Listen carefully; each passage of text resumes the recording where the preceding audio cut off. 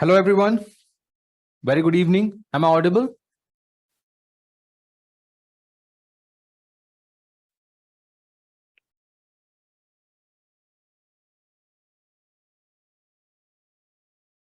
Okay.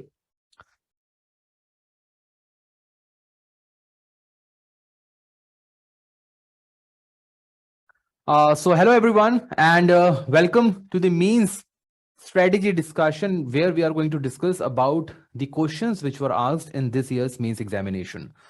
Okay. Now, before starting the class, there are 2-3 pointers which I would like to give you that there is nothing that you require to write. Okay. The PPT which I am going to discuss in this class will be shared to you. The entire white paper will be shared to you, in which we will be providing the answers to the questions.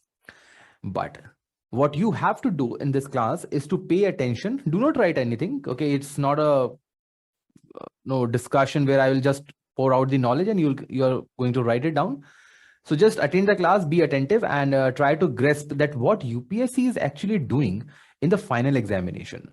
All of you are preparing the mains examination because the mains examination is the one which is going to decide your rank. And the moment we say the mains examination, the first paper, the first topic is your history paper. First 3 questions from 10 marker and the first 3 questions from 15 marker are from the history section. The same was repeated this year also, and it has been seen in the last 5-6 years that UPSC is asking 6 questions from the history section in GS paper 1. 6 questions simply proves that there are 45 plus 30, that is 75 marks of the paper will be from the history section. Now, without wasting any time, let's discuss the basic questions which were asked this year and what was the basic theme on which these questions were derived. I believe all of you have already gone through the paper. Have you seen the paper? Right? This is the trait that you should have. Okay, don't get hesitate. Don't think that I'll start going through the papers only after completing the syllabus or only after writing the test series, this and that. Go through the paper and find out what they are actually asking. UPSC's past year paper is the best source of knowing the UPSC. Okay, so if you want to win over the UPSC, try to know what UPSC is doing. So these were the basic questions, the 6 questions which were asked by UPSC in this year's mains examination. Now, as you can see, 3 of them were from 10 marker. Okay, and other 3 were 15 marker. The topics which are mentioned here, actually I have not given the topic, but I will discuss in the broad theme. The first question is from the medieval India, art and culture. Okay, sculptures. Sculptures are part of art and culture. The second question, armies of British India, means modern India. I hope all of you know these things. Okay, you are at this stage of preparation where you can easily identify where these questions are from. Why there was a sudden spread of famines in colonial India simply means modern India. Okay. Then again, political administrative reorganization of the state. Now, this is a controversial question. I'll discuss that later on. Okay. Discuss the main contribution of Gupta period and Chol period. Now, here, there's a mix of 3 topics. Art and culture plus ancient. Because they are directly asking about a particular dynasty, plus medieval. Because, you know, Imperial Chol are from the medieval India. Okay. Imperial Chol, medieval India. Then last one is discuss the significance of lion and bull. This was a surprise question this year, and most of the students who have written the mains examination were finding it to be difficult. Because most of the time, the one thing which you know, where these 2 motives are found is where can you find these 2 motives? Lion and bull in Indian art? Temples. Yes, Ashok pillar, and specifically your national emblem. Okay. Yes, Ashok Chin, what we call as national emblem of India. Okay, so this was from art and culture. Now, if we go through the paper, what we find is that the percentage share of art and culture is highest, 3 questions, followed by 2 from modern India, and the 1 question is a controversial, maybe from world history, maybe from Indian history. Now, this is something which is weird, but we are assuming that there are 90% chances that this is from post-India or post-independence history. Now, on the extreme right side, what we have done is that we have provided you the level of difficulty. In this entire paper, there was one question which was difficult because of the confusion that it has created, not because of what it has asked, just because of the confusion it has created. That is the reason why the question number 11th was, we can say it was a difficult question, right? Now, what most of the students do is that they start from the 15 marker question first. Why? Because if you lose one question in the examination, instead of losing 15 marker question, it is good to lose 10 marker question. This is an obvious thing, right? So attempting 15 marker first, then attempting 10 marker first, secondly, is the right approach that you can follow. Okay. If you have a good writing speed, then you can go from 1 to 20 in a succession. Okay. So that is the reason why it was difficult, easy, 2 easy, and 3 moderate in terms of difficulty. Now let us start from the first question itself without wasting any time. Now this is your question number 1, history. This theme of this question is, of course, the area from the syllabus from where it was asked is art and culture with direct linkages to medieval India, because the term medieval India is mentioned here. Now, please tell me what approach you need to solve this question. What approach is required? What is the core aspect? And what are the examples that you can give me? Because see, writing a good answer in the history paper requires substantial examples. So the moment I say lion and bull, and you write Ashok emblem, that's good, right? So here, the approach which you required is, first of all, let's break down the question. Okay. And this is what you have to do in the first 30 seconds of your examination, where you have to break down the entire question. Okay.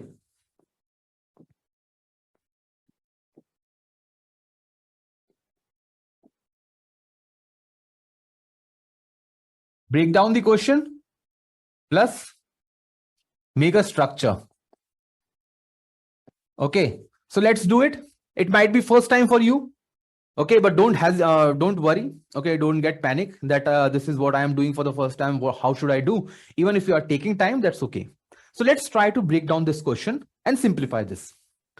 How will you explain? Now, what they want you to do is to explain. Now, what will you explain? Okay, so this is your keyword. Direction of word or directive word. Explain what? What you should explain? Medieval Indian temple, temple sculptures, social life. What is the basic thing which is asked? Anyone in the comment box? What is the basic thing which was asked? What is the core area? Okay. Temple sculptures.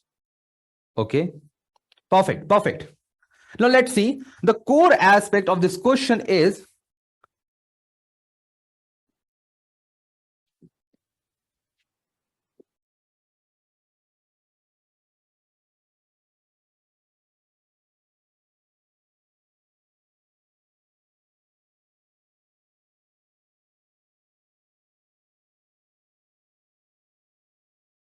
right?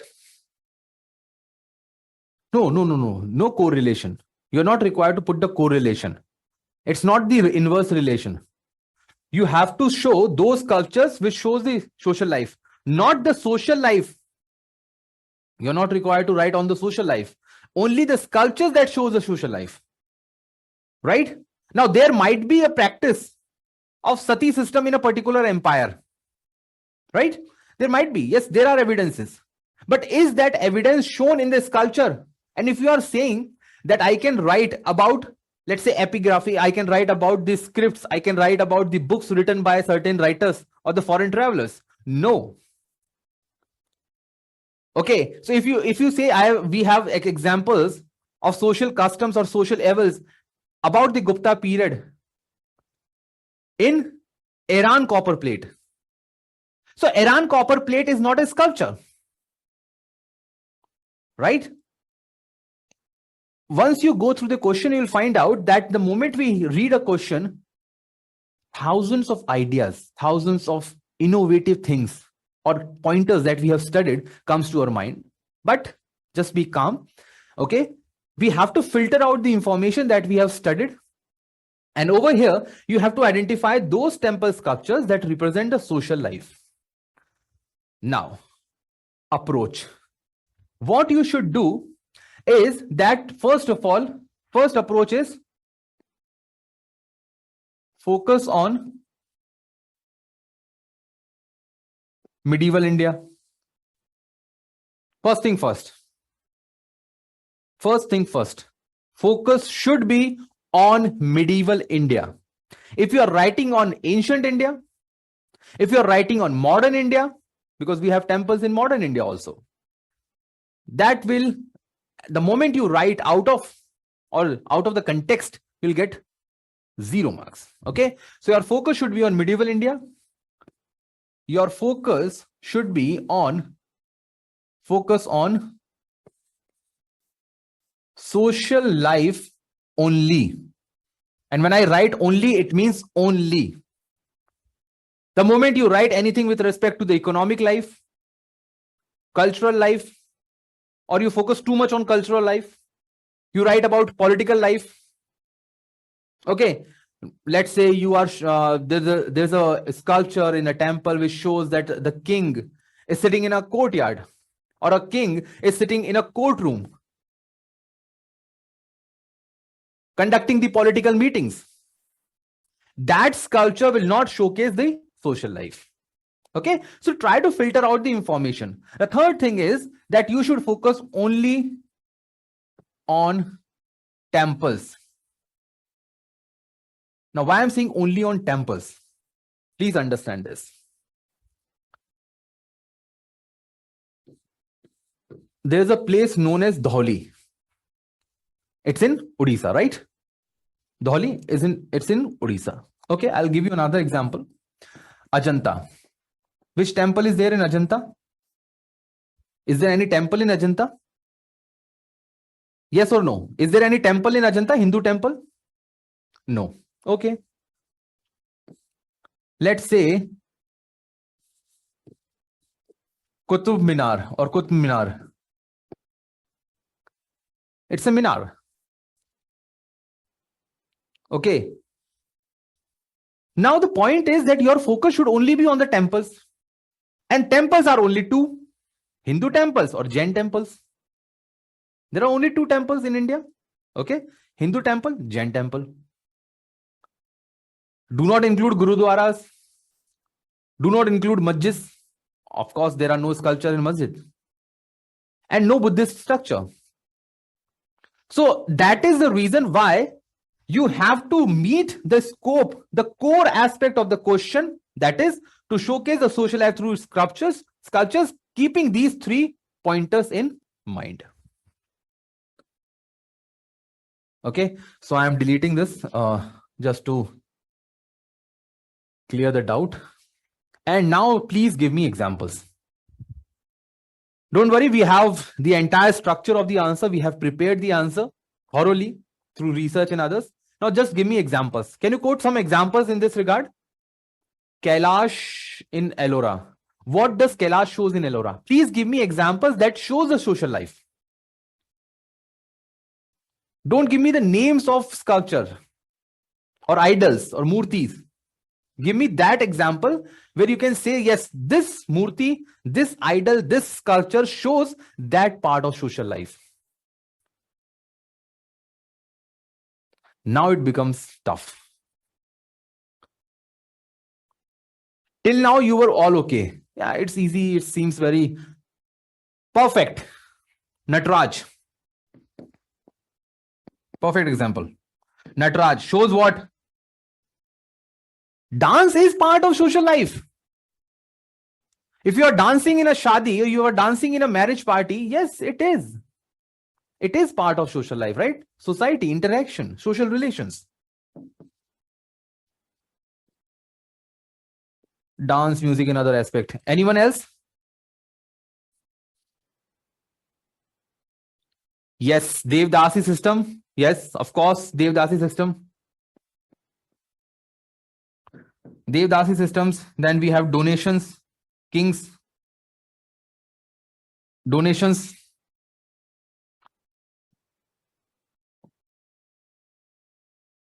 Kalyan Mandapa, good example.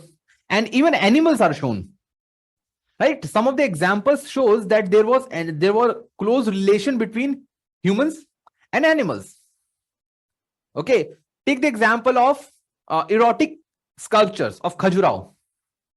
That shows the kind of society it was there, right? So if you can even write 5-6 example in the answer,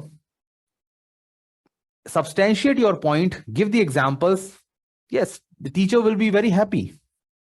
Now let's discuss the question. So this is what approach should look like. Your introduction should start with how temples evolved in the medieval, okay, or how temples evolved in the medieval. What was the basic structure of temples in the medieval India or temples or medieval India. Okay. State with examples, sculptures of Indian temples that represent the social life of medieval India. See, I have used the same thing. Sculpture, social life, medieval India. These are the 3 keywords which were mentioned in the question. Just meet these 3 keywords. Do not venture out. Please limit your answer to what has been asked. Keep your answers simple. Keep your language simple, to the point. Write down the argument, give an example, move to the next point. Then conclude, state how such sculptures have enhanced the temple architecture in India. Whenever I tell the student about the answer writing in history, there are 2 things that you can always keep in mind. Introduction should start with background. I'm saying should, not must. Okay, you can use the background of a particular thing. Here I have used evolution, how they evolved. Okay, and conclusion could be on consequence. What was the consequence in history? So what was the consequence of these sculptures? You can write that. What was the consequence of national movement or generation of national movement in India? What was the consequence? India's independence, right? So following these 2 things or these 2 strategy can help you to ease out the tension which most of the students have with respect to the introduction and the conclusion. Now let's start with the introduction. So you see, I'm just saying this is a sample one. You can use your own answer, your own introduction. This is just a sample introduction to give you the glimpse that how you can actually write the background, the evolution on this topic. The medieval India continued the temple architecture that was borrowed from Gupta, Satvahans and Pallavas. Okay, this is evolution.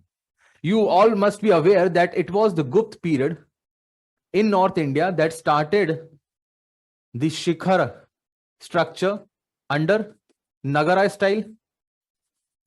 And Nagara style of temple architecture is the earliest style. Okay. Dravid style of temple architecture started during the Pallavas. Right? I hope all of you have this basic knowledge. Then Satvahans were there. So from Gupta, Satvahans and Pallavas who were there in initial part of the, later part of the ancient India, from there, the temple architecture started. And later on, various social elements begin reflecting through these sculptures. Just give the glimpse to the examiner that, see, this is how things happen and this is how something actually started. You are not going to write examples. You are not going to write arguments. You are not going to write the mains or the body part in the introduction. It should be generic. It should be to the point. Okay. Now, this is how you should approach the body. It's a lengthy one. So in the examination, you are just required to write in 150 words, but it is more than 150. So you can actually squeeze the size of the answer. There are 7 attributes or 7 different social features that we have taken. You can use n number of others. You can add even 10 points over here, but only limit your answer to the social life. Okay, do not extend it beyond the social life. The first one is the social customs. Which social customs you can see from this sculpture? Okay, marriages. Now please don't tell me that marriage is not part of society. Marriages is part of social structure. Okay, you must be well aware, GS paper 1 in society, you have importance of marriages also, right? Marriage is an institution. So over here, marriages, where can you see? There's a sculpture of Shiva Parvati in Meenakshi temple. Now Meenakshi temple belongs to the later part of medieval India. Okay, in which state this temple is located? Can you tell me? It's very easy. It's very easy. Yes. Yes, absolutely. Madurai is not a state as of now. Okay. I don't know about the future, but yes, it's Tamil Nadu. The second social thing which you can see from the answer is social division. Most sculptures belong to the ruling dynasty. Yes or no? Please tell me. Yes or no? So whether you talk about, see, I have also given the example of Raj Raja Chol. His sculpture was there in Bridheshwar temple. Now Chol, I'm talking about imperial Chol of medieval India. I'm not taking the example of classical Chol. Imperial Chol, medieval India, early part of medieval India. It shows that common people, they had no reference in the temples. Okay, it shows social divide. So the social divide of medieval India was reflected in the temple sculptures as well. Third thing, religious beliefs. Now religion is part of society. Please understand this. Religion is part of society. Your religion, my religion, it is always there. It will always be there as a part of social custom. Now, religious belief, the most widely used religious social theme was religion. Can you have a temple without religion? No, temple is a religious structure. So every aspect shown in the temple will show one or the other form of religious aspect itself. For example, Amrit Manthan on Gopurams. Depiction of Ganga Yamuna, okay, in northern temples. Now, in the place of Ganga Yamuna, what do you find in southern temples? Can you tell me the example? In northern temples, you will find Ganga and Yamuna on either side of the door. In southern temples, what is? Yes, absolutely correct. Dwarpal. Okay, so Dwarpals are also there. Then comes the another social role of women. One of you gave me the example of Devdasi. Now, Devdasi was a system which was prevalent in the society of medieval India. Right? It was there. Sir, there are temples which depict the pregnancy and the childbirth. Can we associate there? Yes, you can. But see, that temple should be and must be from medieval India also. Okay? Please keep this in mind. Got the point? Okay? For example, there are certain temples in India with Yogini sect. Okay? But there is a one very important temple in Assam also. I think Ambubachi is the name. Fair is also there. Yes, Kamakhya temple. So that temple, we don't know exactly on which date. If you are sure that, okay, this king from medieval India constructed the temple for the first time, yes, use that example. Okay. But see, the example that we are taking, Meenakshi temple, Bridheshwar temple. Okay. Temples, the example should be from medieval India only. Then comes the secularistic sculptures and design. Of course, the best example you can see is from the sculptures of Vijayanagar. Okay, the use of yaksha. Yaksha is a creature. Okay, the concept of yaksha is used in temples of Buddhism. Oh, sorry, structures of Buddha also, Buddhism also, even in Jainism also, and even in Hindu temples also. And then comes the social functions. Okay, like routine social functions, which included donations by king, deity worship, okay, coronation of rulers. Now please give me the example. Any social function, one social function that you can actually relate and give me the example. Any social function. Can you give me one example? If you cannot recall the temple, give me the example of a dynasty. You just gave me about 5 minutes ago. No one? Vijayanagar is there. Chol is there. Yes, Nataraj, worshipping of Nataraj as a sculpture. There are many others. That is the reason why I've kept the blank over here. Okay. And last is the attire. So Gopurams. Have you seen the Gopurams of Dravid architecture? Dravid architectural style of temples? Gopurams is the signature style. It is known for the extensive use of sculptures. So when you see any Gopuram, let's say of Brideshwar temple, Meenakshi temple, or any other, you'll find that there are small sculptures: man, women, animals, deities, and others. Okay, so they are shown. Please understand this: when these temples were built, and when these sculptures were there, these idols were kept on the Gopuram, they were shown to wear a particular style of attires. And attire, fashion is part of society. Okay, you can go as deep as you want. Okay, so dhoti, kurta, saris, and others were shown. So you will not find, I know this may sound weird, you'll not find a woman wearing salwar kameez or salwar kurta in Dravid architecture. Can you see that? No, you don't have examples. So over there, you'll find a woman wearing sari. Because sari is the social attire used in that place and in that period. Okay. So this is how you can approach the conclusion, irrespective of their locations. Temples of medieval India reflected the social elements being followed by the masses and the ruling elite.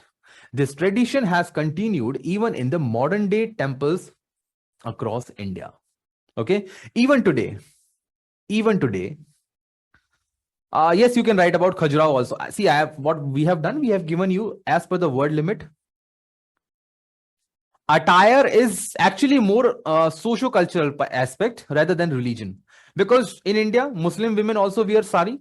Okay, so it is more a socio-cultural aspect rather than the religious aspect. So as I said, we have given you 7 pointers. You can add n number of pointers, but try to maintain the word limit.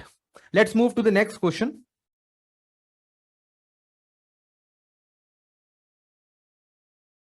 So this is your question number 2. Please read the question and give me the approach. Give me the approach. What should I write in the introduction, in the body, in the conclusion? What should be the ideal introduction? Please give me. What should be the introduction? Now, of course, the basic theme, as you can see, is from modern India. Okay. First thing first. This is from modern India. And the second thing is, it is pre-revolt. Now, why I'm saying pre-revolt? Can you give me this answer to this question? Why I'm saying pre-revolt? Because after 1857 revolt, there was no war. There was no war. They were not fighting with Indian princely states. Do you know any example? Because of the 1858 Act, which says that there will be no further acquisition. There will be no further control, capturing of Indian territory. And they were brought under the British Crown. And British Crown ruled through the British Parliament, in which there was Secretary of the State. Okay, I'm not going deeper into that, but things changed after 1857 revolt. So before 1857, what was there? There were armies, both princely states as well as British. Okay, not only British, even French, Dutch, they also had their own armies.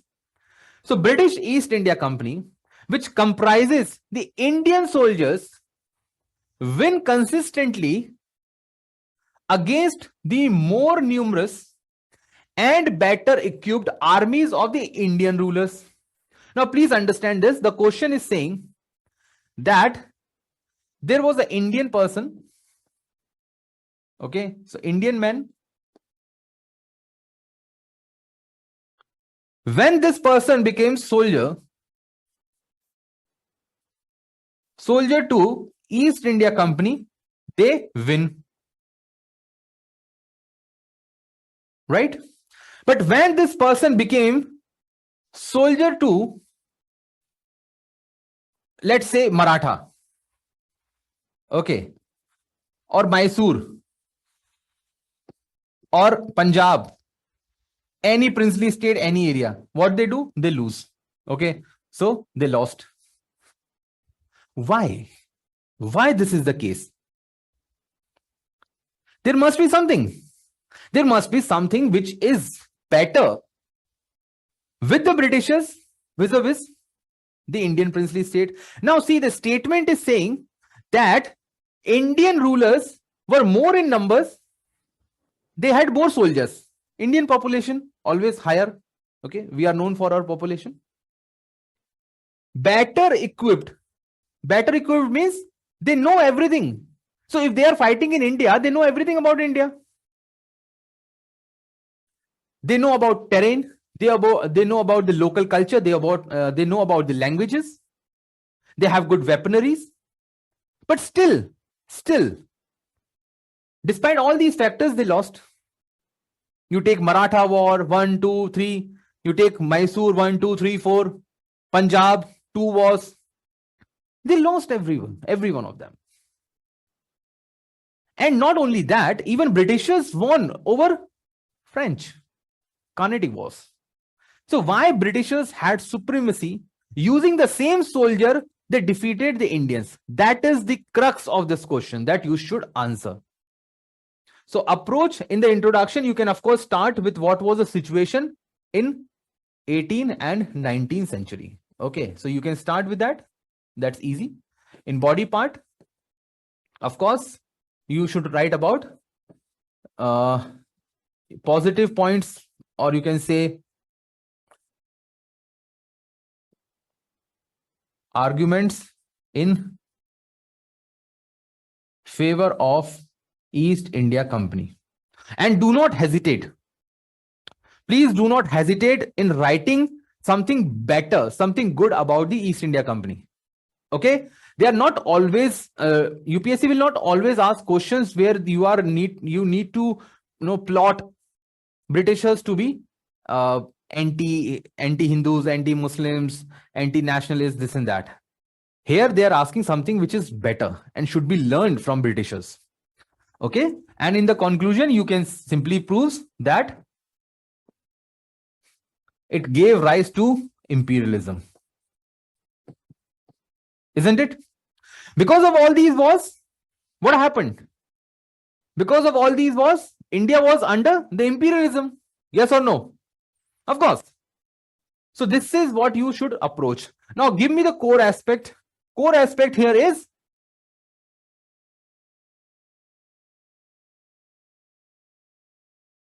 strength of East India Company forces and weakness of Indian forces. See, I am writing forces, not soldiers, because soldier will remain common. It's the Indian person. Forces. And give me the examples. You take any example, any war. Okay, any war. So the best one is 1857 war. You can take first Anglo-Maratha war. You can take Mysore war. Okay, Hyder Ali, Tipu Sultan. Take any of them. Battle of Plassey. Okay, so yes, Plassey was there. In Plassey, one thing which happened is betrayal. Betrayal of, let's say, Ghasiti Begum was there. Omi Chand, so Ghasiti Begum was there. Omi Chand was there. Then Jagat Seth was there. Okay. They actually set a plot against their own Indian rulers and helped indirectly, directly through their strategy and other, Britishers. Okay, so you can quote n number of examples. Okay, but example should only help you to substantiate your point, and these examples should not be taken as a mean for your answer. Argument should be other thing, example should be other thing. Okay, so let's see what we have for you. In the introduction, you can start with why Britishers had to fight. Okay, wars, of course, for their own interest. Okay, so they had their own interest of economic exploitation of India. They just came here to exploit India. If we would have allowed them to exploit India without any hesitation, there would have been no war. Okay, but their greed was far more than Indians tolerant. So our tolerance was far smaller than their greed. Okay, so the moment they saw that yes, Mysore is a state where Western Ghats are very well developed and can be used for the plantation of coffee, so they used it. The moment they saw that if they capture the Carnatic area, they will have more control over the fisheries, they did it. If they capture the Malabar area, they will have control over the spices. Okay, so their greed is more than our own objectives. Then in your body part, divide the answer into two-sided views.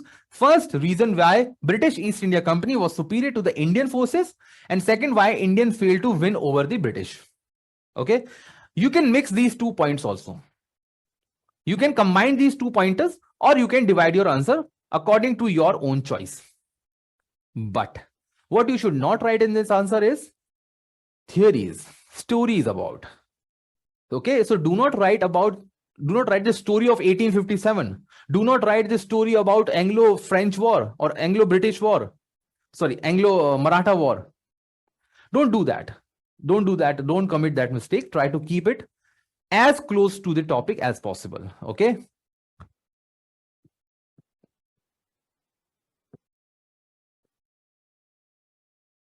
Actually not. I'll use some other word.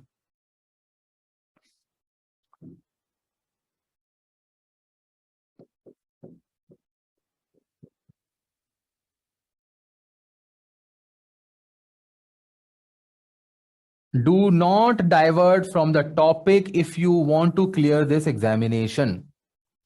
Okay. The reason being simple, that if you become an IAS officer and when the chief minister of your state, prime minister of the country, he asks you something, he asks how many people are affected under the flood of your district, you are not there to write about the life stories of particular people. You will tell, sir, 5,000 people are affected. So answer what is asked, not more, not less. In the conclusion, you can give long-term consequences of their performance, and long-term consequences was, of course, the imperialism.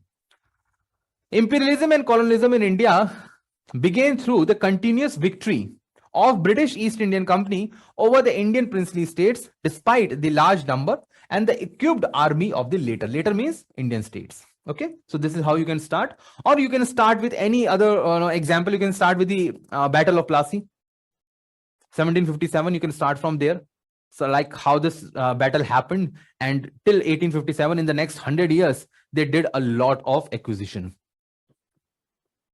So 1757 to 1857, in this 100-year period, they captured almost 60% of India's territory. Okay. Now, most of you have already commented the answer. If you go to the first or second slide, the word I have used is moderate for this question. I think this is a moderate level. Difficulty level is moderate. You just need to combine all the facts and just write it down. So the first is the British East India Company was unified, centralized, and highly organized. Everything which they were doing was based on the command given by the governors or the governor generals, right? They had central command. They had the ownership. Even their armies were funded by the businessmen in the Britain. You must be aware, it was a stockholder company.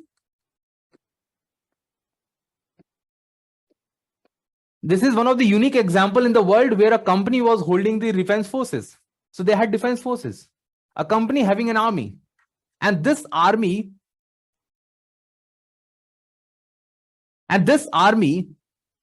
was used to capture the princely states for the economic benefits. Okay, so they were unified, they were they were working under the one command, they were centralized, they were not distributed. Okay, so you just go and look after the Mysore, you go and look. No, they were centralized. Whenever they had to fight with Mysore, every command, every company means small forces, a group of forces. They will come, they will fight, highly organized, they will work according to a plan. That is first reason. The second is weaponaries, of course, rifles, cannons. They had all these things. I'll just give you one example. Santhal. Okay, in Santhal rebellion, Santhals were fighting with bow and arrow against the rifles of British forces. Rani Lakshmi Bai was fighting with sword against the bullets. Are you getting my point? Santhal, a person sitting, let's say 50 meters, is using bow and arrow with less accuracy against a cannon. And that cannon will blow up 10 to 15 Santhals. Thousands of them were died. Okay, they died. Although things sorted out later on, but that's something which happened. They had the latest technology of that period, rifles, cannons, and whatnot. On the other hand, they were using the princely states were using the primitive technology. They had a single objective.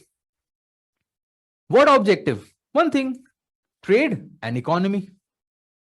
Give us money, give us trade, give us islands, give us ports, and we will not interfere in your policies. That was their strategy.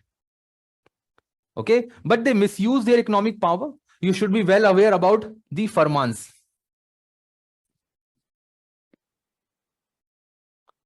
Given by Farooq Shah, misused by East India Company. Okay, so they had single objective. On the other hand, Indian princely states had different objective. So Mysore was fighting for empire. Marathas were fighting with each other. So Peshwa is fighting with Sindhya. Sindhya is fighting with Holkars and others. They had their own political tussle. Mysore had own political tussle. There were certain states who were fighting for the successorship, who is going to be the next king. Right? What you are saying? Just a moment.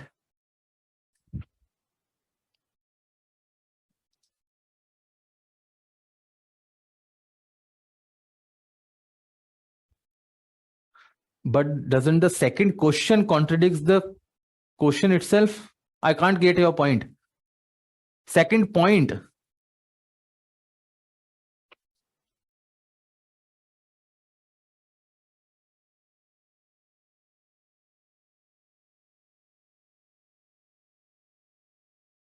Yes, of course. See, here I have explained you tools. Here I am telling you strategy. More or less, both are same. Okay. Means and ends. Then comes the fourth point: external support and good leadership. Of course, Crown, British investors were there. East India Company, Warren Hastings, Cornwallis, Robert Clive. Great personalities. Okay. Cornwallis, as you know, was a person who got defeated by George Washington in America. But so there was nepotism back then. He got transferred to a beautiful place known as India, and he came to India and did something good for his company, of course. Then British policies. So from subsidiary alliance to ring of fence, there were n number of policies which they used to weaken. See, what they did to lay down the groundwork. I hope all of you know what is ring of fence policy, subsidiary policy. Subsidiary alliance was used for spying. Okay, spying. Ring of fence to make enemy's enemy as friend. Okay, spying Because one European, one Britishers was kept under subsidiaries. One European or one Britishers was kept in the courtroom. Any policy, any discussion which is being taken up by the ruling elite or by the ruler or by the king will be known to the Britishers. So they know everything what they had to do. Permanent nature of armies, as you can see. Indian rulers were using soldiers who were part-time soldiers. Most of them were working on the agriculture field, were working in the commercial sector, service sector. And whenever they were called to fight, they came to fight. While on the other hand, they have long-term basis forces. They were recruited, okay, on the regular basis. They were trained in such a manner. And the last, we have clubbed many other issues or many other reasons. For example, medieval war tactics employs martial races, okay. ESI employs martial races, mostly people from North India, okay. Yes, yes, of course, king can meet outside the courtroom, but then comes the honor of the king, okay. So he cannot go out, meet his other people, okay. Back then we didn't had the issue of privacy, okay. So article 19 was not a article 21 was not a matter of concern back then. So we had other issues which we have listed down, okay. Ghasiti become Omi Chand, I have also already listed down the concept of betrayal. So see, this is how you can actually approach this question. And if you write these pointers, most of you have already, I believe, would have understood the demand of the question and how it has been framed, okay.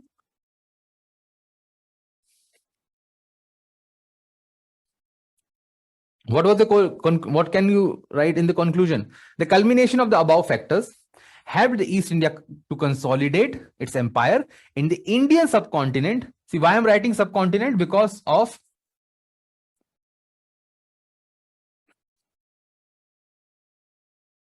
they were part of India, right?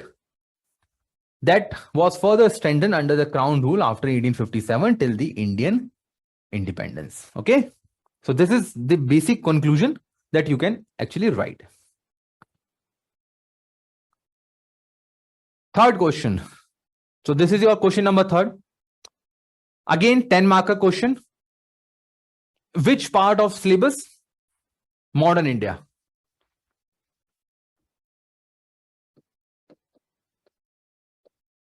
The one thing which we have observed this year is that UPSC has skipped. What they have skipped? National movement. No Gandhi, no Patel, no Nehru, no act, nothing. And surprisingly, the same was there in the prelim examination also. Only 3 questions were there from modern India. So more focus this year has been towards ancient, medieval, art and culture. And even in your modern India, they are asking questions before the 20th century. Now, this question is based on modern India, especially the British economic policy, right? British economic policy. Now, can you tell me, just before going to the approach and core aspect, give me examples. Any one policy that you can quote? Any one policy. Can you tell me? Any one policy of British India? Taxation, okay, tax policy. Anyone else? Permanent settlement, or I would write zamindari system.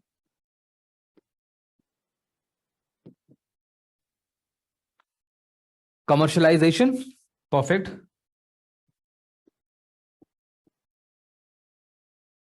Commercialization.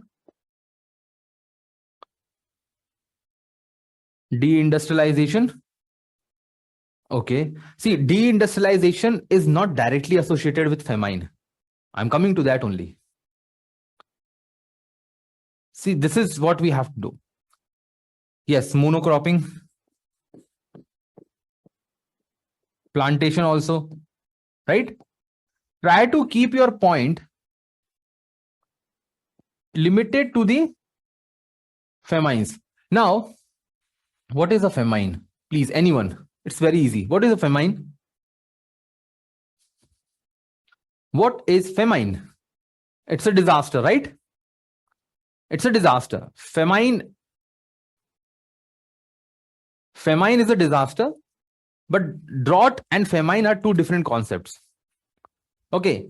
Famine here, according to the question, please understand the tone of the question. Tone of the question says that famine is associated with shortage of food and fodder. Okay. Basically, food and fodder, because animals also die because of the same. If you don't have agricultural crops, you will not have fodder, right? No fodder means animal will also die.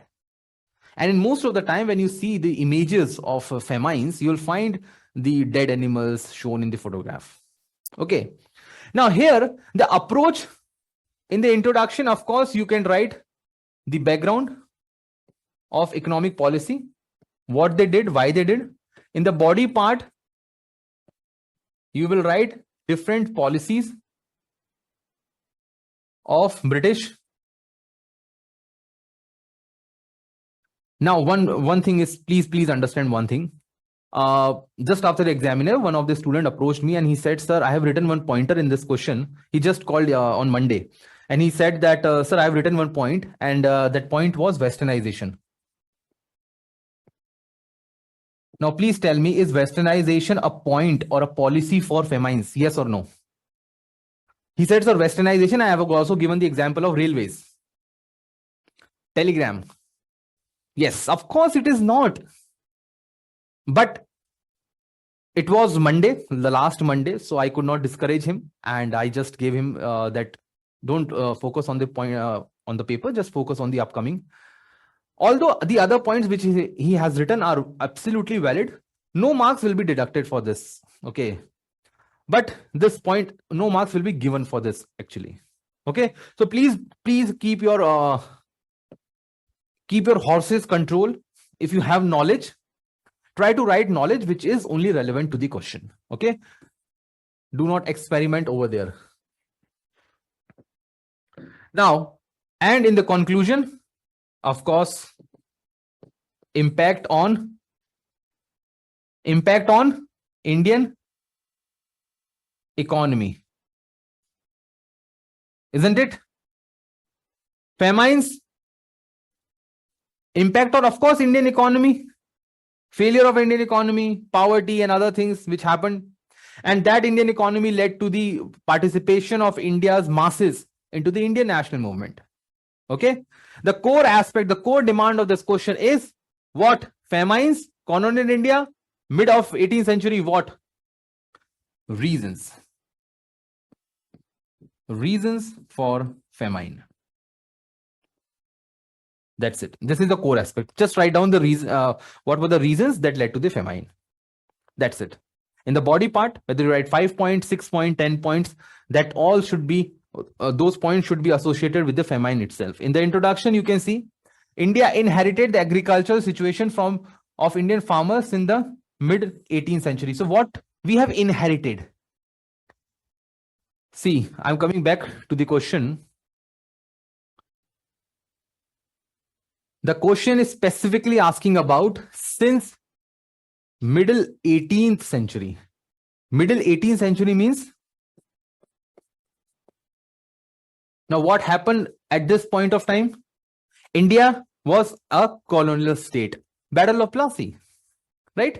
1757, 18th century means 1750s. This is the point from where they are actually asking the question. And this is the point where we actually believe that modern India started. The modern Indian history started. According to some historian, it started during the arrival of...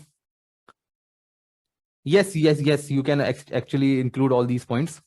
I'll give you pointers. You can add your own pointers as well, but try to keep it as associated with respect to the agriculture and famine. Okay, so let's look into the void. In the body, you have to write various reasons. In the conclusion, long-term negative repercussions of such famines. Now, soon after the victory in Battle of Plassey, see, From in the introduction itself, we have started from what? We have told the examiner that, see, we are focusing on what? We are focusing on mid 18th century. Assume that examiner knows nothing. This is the first time he is ever going to read about famines. And you have to explain him simple words, simple sentences, simple examples, straightforward. No artificial languages, no ornamentation, nothing. Simple, straightforward statements. Soon after its victory in Battle of Plassey, that is mid of the 18th century, British began to expand their economic, revenue, and land policies to exploit the rural economy of India. Rural economy, right? Then, because famine means food, food comes from rural economy. You're not going to have agricultural field in the middle of Mumbai. Okay, you're not going to have agricultural field next to the quarter of prime minister, or again, next to the quarter of president. Of course, rural India. The most severe victim of these policies was the agriculture. So these policies actually impacted, the most severe impact was on agriculture, because of which there were spread of famines. We have given certain examples. You can write these examples if you can recall. Okay, do not blunder in the examination. Do not write wrong information. Now, these are the causes. You have already mentioned n number of causes in the chat box. The same are written over here. That is the reason why we have said that this is one of the easy question. Commercialization of agriculture, first and the foremost reason.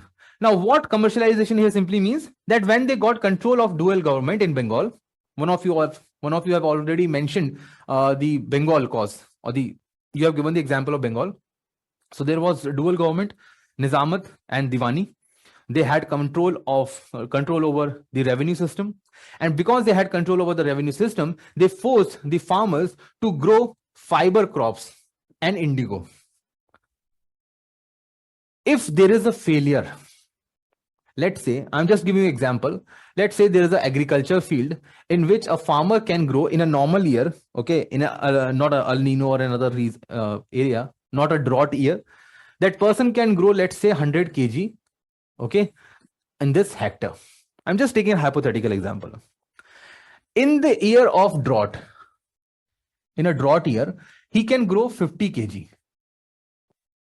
right?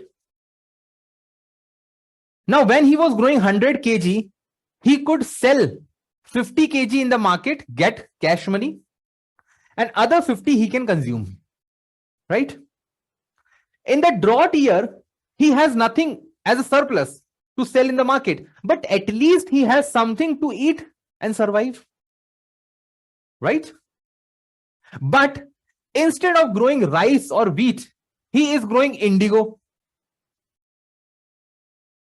or let's say cotton. Now, in case of drought, there is less than average yield, and in less than average yield, he's not going to have indigo to eat. That will damage the teeth, right?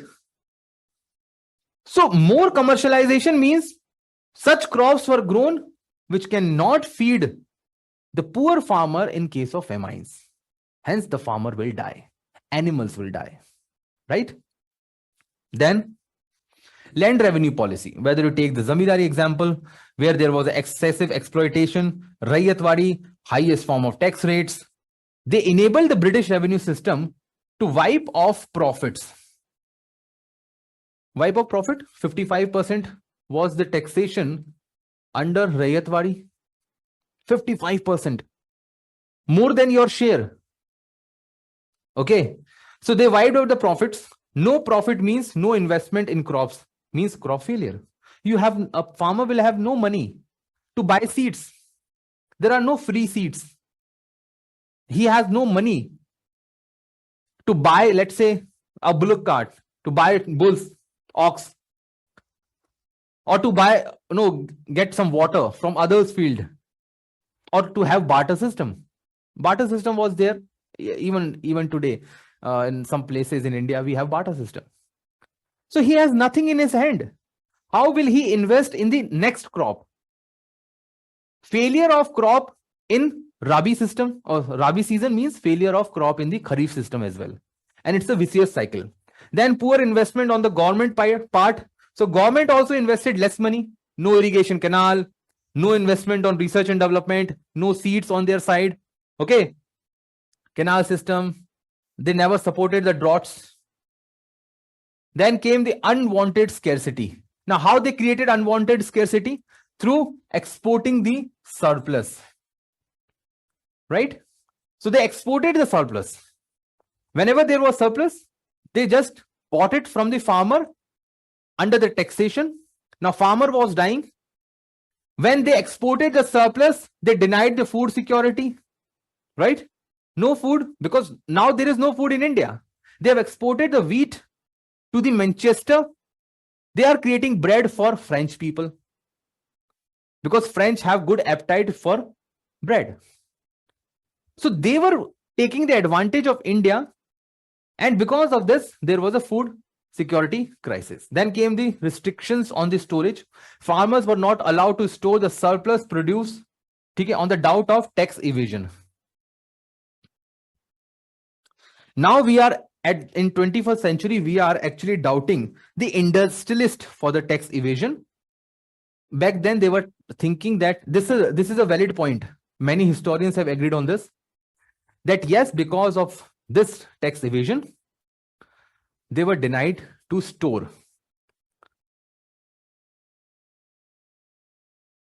Yes, India back then, yes, your comment is absolutely correct. India was dependent on monsoon, but on the part of the government, if you are taking 55% as the taxation, at least provide them some form of canal system. Because once you invest in the canal system, the farmers that you are taxing will grow more crops, and it will come back to you as a return. But that was not the policy of Britishers, because they were working under the whims and fancies. They were working under the choices of investors who were sitting in London.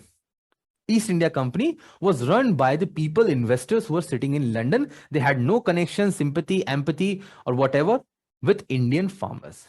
And the last point that we have pointed out is no disaster management. You know why Tilak was angry for Pune? Why he was angry? So I know this is not an example which we can use over here. There was a disease. Which disease? Which got spread. And that disease became a disaster. And management or the government was not cholera. Yes, plague. And that management or the administration was not looking into the benefits of the people. The same thing happened here.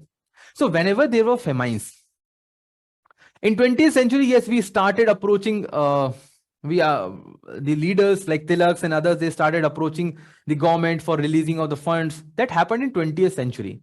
But at 1757, when Bengal came under the Zamindari system, and when there is a drought, they never paid attention at all. Okay, they never paid any sort of attention on these people for disaster management. They never gave money so that they can buy goods, services on their behalf. There were no relief camps. No loans waiver was there. And plus there was income tax. Right? So disaster management, British government did not lay down the relief and the resilience on the famines and its aftermath. No relief was given on the tax payment also. As you can see, I'll give you a very good example on this regard. Kheda. Why Kheda Satyagraha was organized? I know it is out of your answer, but it goes with the same. Do you know the Kheda Satyagraha? Why Gandhi organized Kheda Satyagraha? Because despite the provision, there was no waiver given to the farmer during the low crop or low productivity. Okay. So see, this is what you have to identify. You can add 8, 9 or 10, whatever pointers you feel like. But this was 250 word marker question. That is the reason why we have included extended sentences. right? Yes, you can also include the example of Deccan Rights.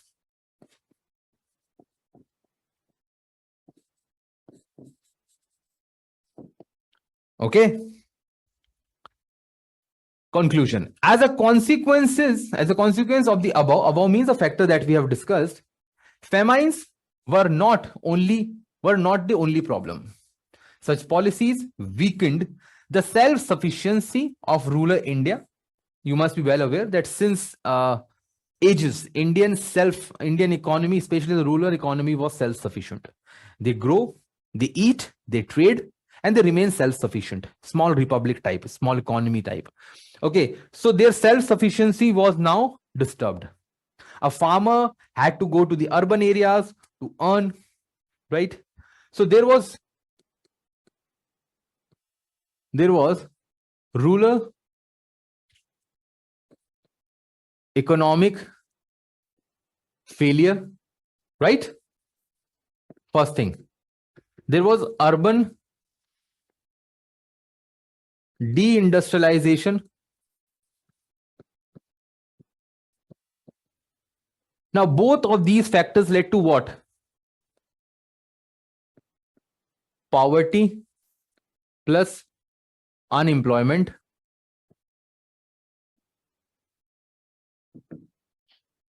Right? Now, they have asked question on the first pointer, and previously, they have asked question on the second pointers. Soon, I am going to take the class on the discussion, or sorry, strategy discussion of mains examination. We will discuss about the themes that have been asked by the UPSC in the previous years. Okay, so this has came to the extreme poverty, hunger, and ultimately led to the backwardness of the entire Indian economy. Right? So this is how you can approach this question and the answer. Now, let us come to the controversial question.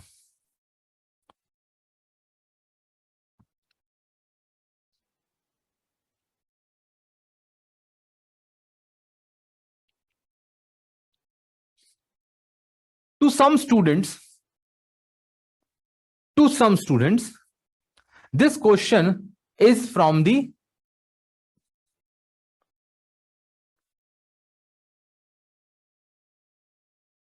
post-independence history.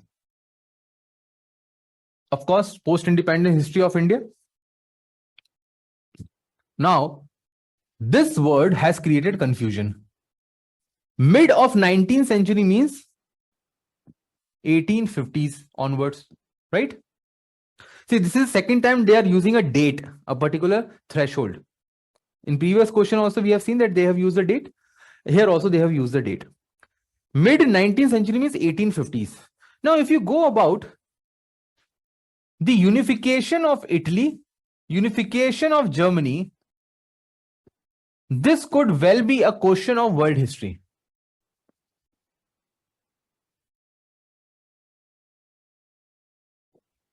Now, let us understand the question first. Okay, I'm just clearing out the clouds. The political and administrative reorganization of states and territories. See, the word they have used is territory. Okay, the word they have used is territory. Now, territory could be anything. It could be Indian. It could be French. It could be European. It could be in South America. It could be 13 colonies of US. So, reorganization of states and territories has been a continuous ongoing process. Now, if you take it with respect to India, so in respect to India, yes, of course, the latest state is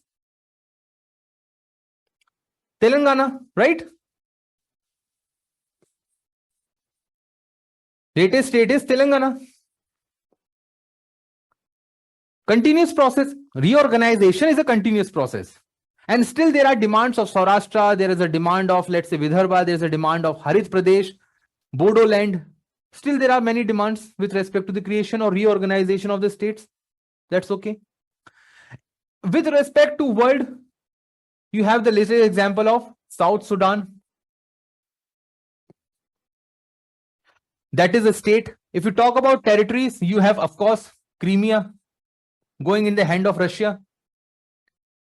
Now this is a confusion. Should we go with post-independence or should we go with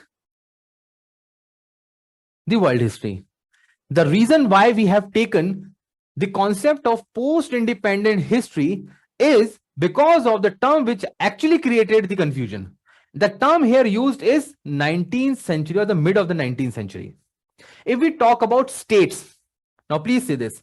If I say states, let's say 13 colonies. 13 colonies of US.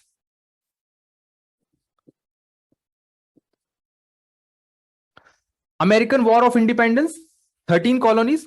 Does this matches the demand of the question? No. Let's take another example. French Revolution, rise of a new state.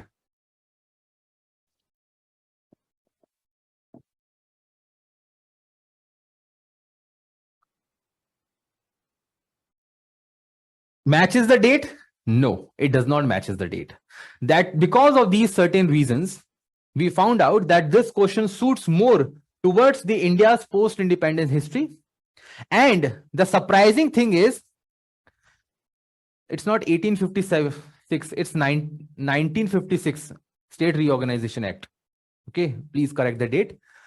So that is the reason why we have taken post-independence history. And the moment we say it is from post-independence history, the thing is that this year what they have done is that they have started the post-independence history right from the 1857 revolt. Mid of the 19th century means, of course, the decade of 1850s. Right? So in one of the question I have discussed that in 1858, there was an act which was passed, okay, Government of India. And this act actually led to the formation of new relation between the princely states, provinces, and the Britishers. Right? Now, when I say this is from medieval post-independence plus modern India. So here, what we are going to do is we will combine these two important aspects of syllabus, modern history or modern Indian history. Okay, and we will cancel out this one. So what should be the approach? In the introduction, of course, you will give the background of what? Background of relationship between the princely states and the British. Okay, that what was the situation before the middle of 19th century? What was the situation? How the relations were framed? Got it? This is your first argument. This is how you can start your introduction. In the body part, you should divide how the process has actually continued. Now, what we have done is we have divided it into different phases. Like what happened just after the revolt, what happened before the 1935 Government of India Act, what happened under the Federation, what happened after India's independence. Okay, so you can divide the answer into 2, 3, 4 different phases. And then you can say in the last, in the conclusion, you will say that yes, it is a continuous process. You have to stand with the point. Yes, it is continuing. The reorganization of the state. See, the word they have used is reorganization of state. Previously, it was princely state. Now it is the statutory or the political states. States according to the Indian Constitution. Okay. Territories. Now, the moment they say territories, you should include those territories which were not part of India's state. I'll give you an example. Over here, you can use the best example of Sikkim. You must be aware that Sikkim became India's state after independence, 1975-76, right? So first of all, it was a territory. You can use the same for Portuguese territories, French territories. Yes, Goa, Daman Diu. All these were not princely states. They were not princely states. Okay. Hyderabad came under India not as a territory, but as a princely state and the effort of Patel. But Goa, Pondicherry or Puducherry, okay, they were part of it. Then came the core aspect. What is the core aspect?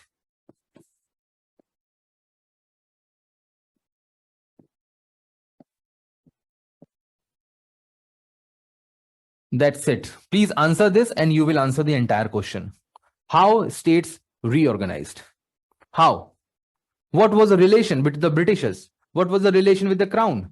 What was the relation between the princely states and the provisions? Oh, sorry, uh, provinces.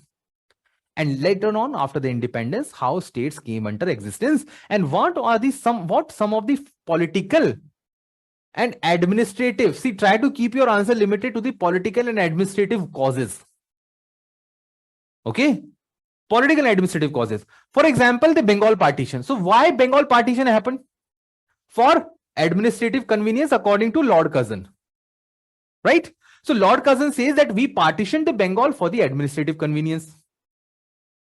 Now partition is part of reorganization, isn't it? Partition is part of reorganization. But when you say that certain states are in India are created because of the economic backwardness, for example, Jharkhand. The demand of Jharkhand Mukti Morcha was that Jharkhand has been deprived of the natural resources and the power of taxation. There are n number of natural resources in Jharkhand, especially coal and steel. And Jharkhand had limited power because the government was running in Patna. Right? So try to keep economic reasons, cultural reasons outside the answer. That would be good for you. Okay? That will fetch you more marks. Examples, n number of examples are there. You can start from 1857. You can add Bengal partition.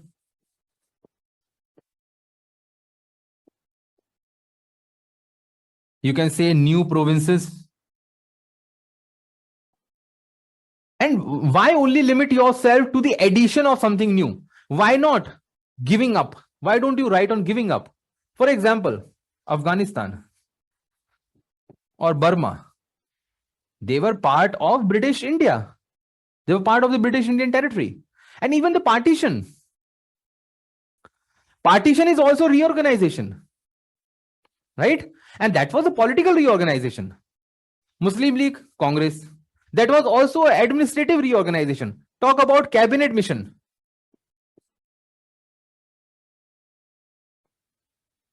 You know that cabinet mission actually divided India into three parts. Category A, Category B, Category C. According to the population and political administrative reasons. This is just what you have to write. You know all these points. You have studied these points very well. We have eliminated the unification of Italy and Germany because of the reason that the answer should start from middle of the 19th century. And secondly, the unification of Italy and Germany is not for political or administrative reason. It's a nationalistic agenda. Okay, Bengal partition was for administrative reason according to the official statements. But Italy and Germany united under the nationalism. It's not that these political party of, let's say, Sardinia or political party of, let's say, Sicily. These were the reasons, regions of Italy, Sardinia or Sicily or Rome. The political party came together and united themselves politically. The reasons were different. That is the reason why I always say read the question multiple times. That will clear the cloud and confusion. Okay. So this is how you should approach the question. In the introduction, you can start what was the background before 1850s? How was the relation? How was the classification of India's map? No, don't assume anything like that, Palash. Okay. They just want you to use the common sense or conclusion deduction. If you use the UPSC will not explicitly always mention world in the world related question. Then come in the body part, divide the answer into different phases. That is what we have used. You can use your own statement.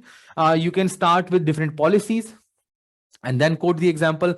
For example, you can write the British policies. Then you can use, you can divide your answer into two parts, pre-independence and post-independence. That's also you can do. Okay.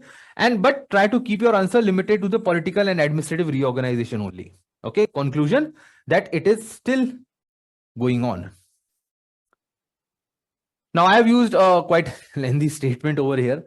Prior to 1850, India was divided into the self-ruled states along with some other states which were under the control of the British East India Company's policies, such as subsidiary alliance, doctrine of lefts. Now, you must be well aware that there are princely states who were under the British and there were other who were not under the British. I'm talking about the states prior to 1857. For example, Jaipur, Kashmir, or compare them with Hyderabad.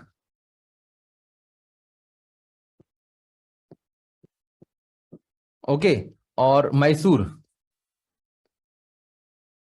Now, yes, all of them are princely states, but the level of independence was different. The level of political and administrative functioning is different.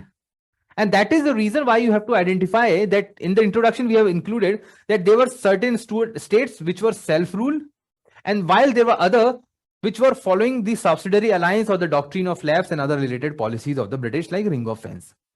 Then we have, after the revolt of 1857, there was a reorganization of the states and territories under the British Crown directly and later under the independent government. Okay, so now according to this,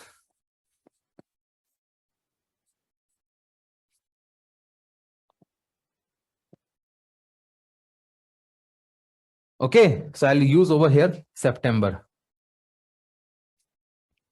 Okay, as of now. So let's look into phase 1. Okay, so phase 1 of reorganization that we have included. See, you can employ your own method of answer writing if you are dividing your answer and you are arguing on the reorganization of states along with the political and administrative reasons. Now, first phase is between 1857 to 1935. Under this phase saw the policy of non-interference by the Britishers. Okay. First of all, no new territory was acquired. This is part of reorganization. No new territory. I have used the word territory. India was divided into political provinces. Now, again, I have used a word from the question, political, okay, provinces and princely states. You must be well aware that 1858, they were princely states.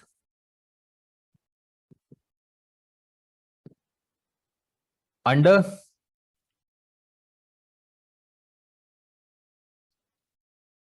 crown.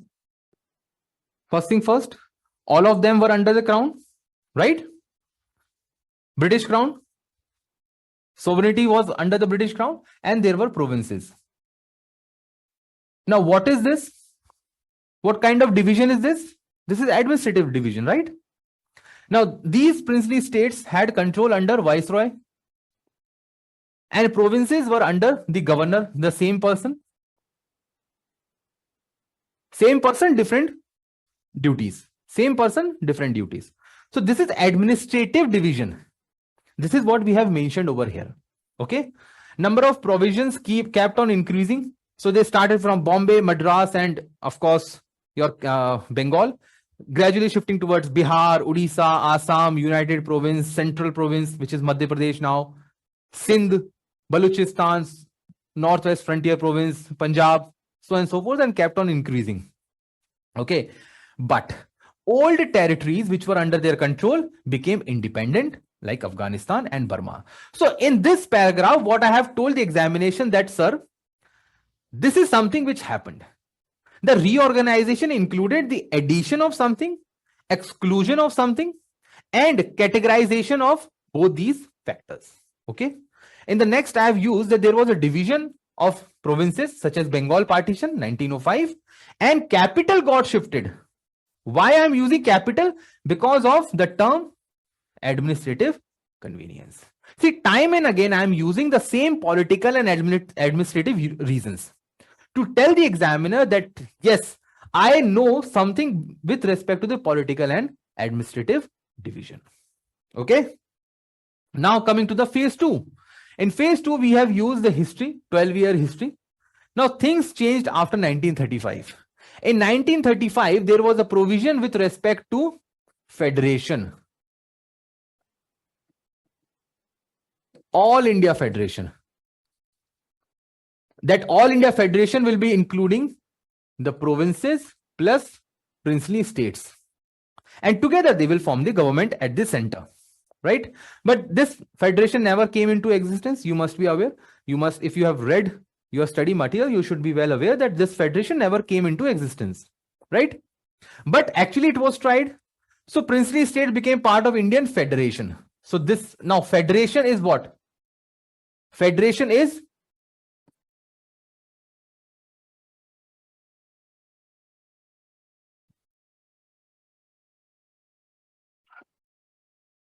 what is federation? Political reorganization, right?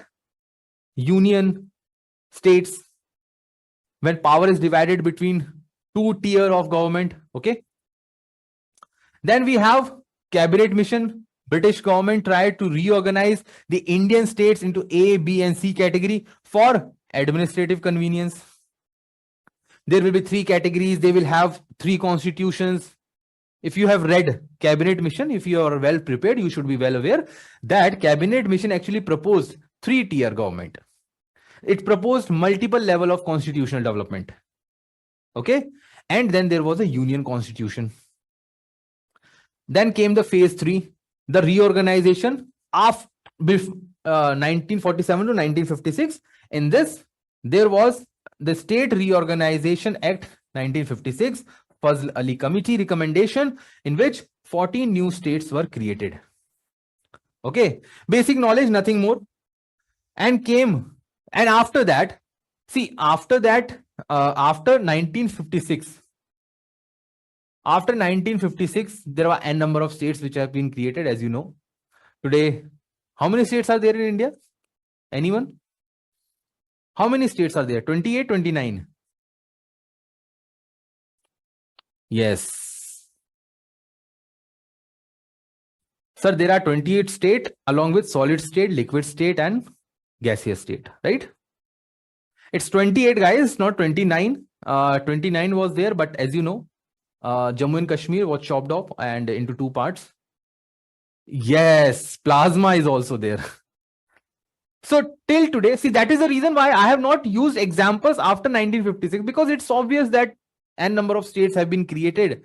You take example of like Pepsu was divided into Punjab, Haryana, Himachal Pradesh. Bombay presidency was divided into Gujarat and Maharashtra, so on and so forth. Okay.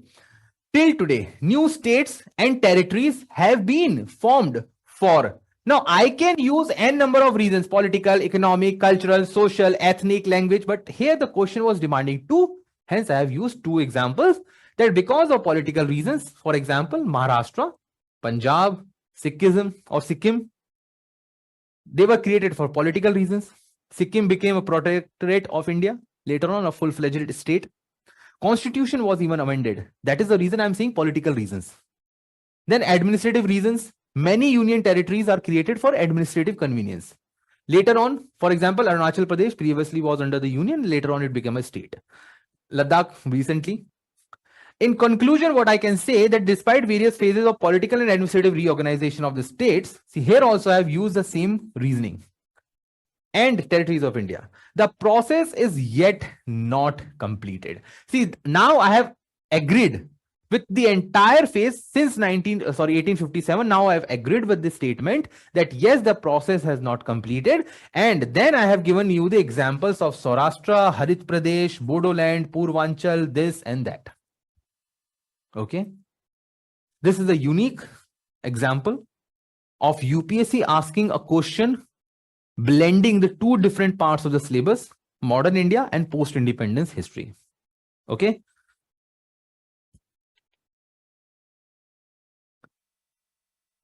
Question number 12. 15 marker, 250 word. The basic theme of this question is your art and culture. When I was taking the mains QIP and even the prelims QIP, quality improvement program, and When I was taking these classes, I gave this concept that I gave this idea to the student that do not miss certain dynasties. And I gave a list of 10 to 12 dynasties in which these two were among the most favorite, most sought after dynasties. And I told the students that do read about their cultural aspect, important leaders or rulers, dances, music, literature, the contribution given to the society, economy, agriculture, every important aspect from this examination. Just 10 to 12 dynasties, and they will be repeated. This is the second time that they have asked the Gupta period. Previously, they have asked question from Gupta period's coins. Okay, in previous year question. Soon I am going to take a class on that. So that's how they are repeating the topics. And Chol, of course, it's a very, very important dynasty. Now, this time, what they are asking is, this is a very easy question, guys. Very easy question. Right from your NCRT, Nitin Singhania, class notes, whatever study material you have, you are going to easily justify the answer to this question. Easily. So that is the reason why we have, instead of giving you a lot of information, we have focused more on structuring and giving you the a substantial amount of information so as you can frame the answer and get the idea that how you can actually answer this question. Very straightforward question. The main contribution, Gupta Chol period in Indian heritage and culture. Now, the moment that we say heritage, what is heritage? It could be anything. It could be temple. It could be palaces. It could be rock edicts. Anything. This is your heritage. The thing that they have left behind. The thing that they have left behind. Culture, dance, music, literature, their society, the language they use, because language is also part of your culture. So this question is endless. You can even write a book on these two dynasties, but you are not required to write that. You need to answer a question in 250 words. Okay. So approach should be start with dynasties themselves. Okay. So what you can do, you can give the dates.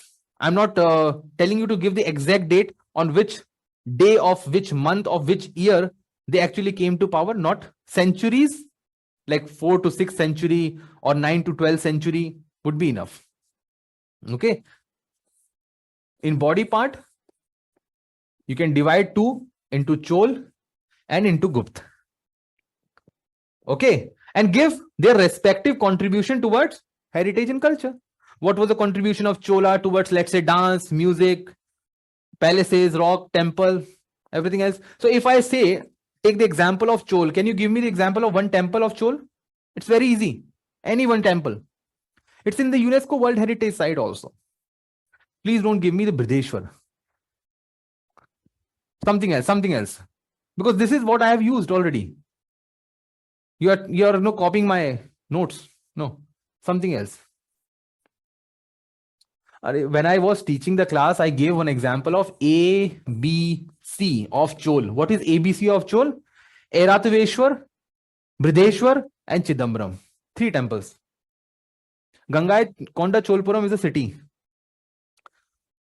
Airateshwar, Brideshwar, Chidambaram. ABC of Chol. I'll give you the examples, don't worry. And in Gupta, any example of Gupta temple?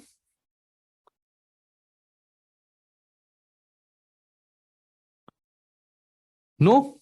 Bhitargaon? Yes, Bhitargaon temple. Temple in Jhansi. Temple near Sanchi. Yes, there are temples near Sanchi Stoop also. Okay, so you can write those examples. I'm just giving you one glimpse. And the conclusion, of course, relevance. What relevance they have given to the Indian history, how they have enriched the Indian cultural and Indian ancient and medieval history. Okay. Now, one thing is important that one of the dynasties from the ancient India, the other one is from the, of course, medieval India. The core aspect is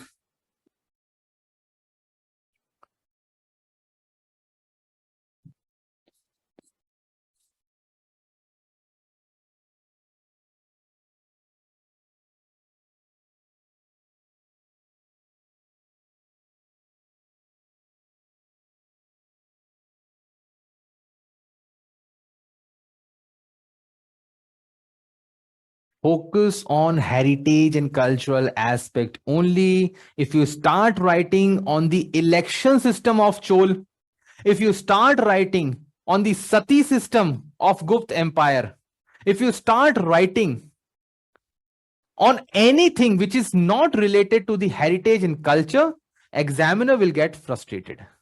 Yes, you can go with the tabular format. That is what we have used. Okay. And in the conclusion, of course, you can do that. Examples are there, which I'm going to give you. So this is what we have done. Introduction, start with the Gupta and Chola dynasty. You can give the chronology also. Divide the answer into two heads. Okay. First, discuss all heritage and culture of Gupta and then followed by the Chol. You can use the tabular format also. For example, here you can go for Gupta and here you can go with Chol. But see, this is something which only brave people can do. Chol developed Angkor Wat temple in Kamboj. No. No. That's a different dynasty. When I'll take the class, I will explain all these external dynasties. Okay. But yes, they are imperial Chols because they had their empire extended up to the Southeast Asia. Now, why I'm saying this, doing this kind of classification is difficult, because let me give you why. Let's say you have given a temple of Gupta, and here you have given literature of Chol. There is no match. There is no match.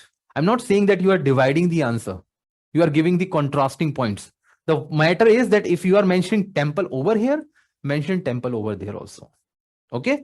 If you don't know such kind of pointers, you can write with Chola first and then go with, sorry, you can write with Gupta first and go with Chol next. Okay. Then of course the heritage, their relevance. Two major dynasties of ancient and medieval India that shaped the multi-dimensional aspect of Indian culture and heritage were Gupta time, Chol time. That's it. Keep it simple. Keep it simple and straightforward, and tell the examiners that this is how it can be done. Okay. Or what else if you are well versed, you can say that how Sri Gupta laid the foundation.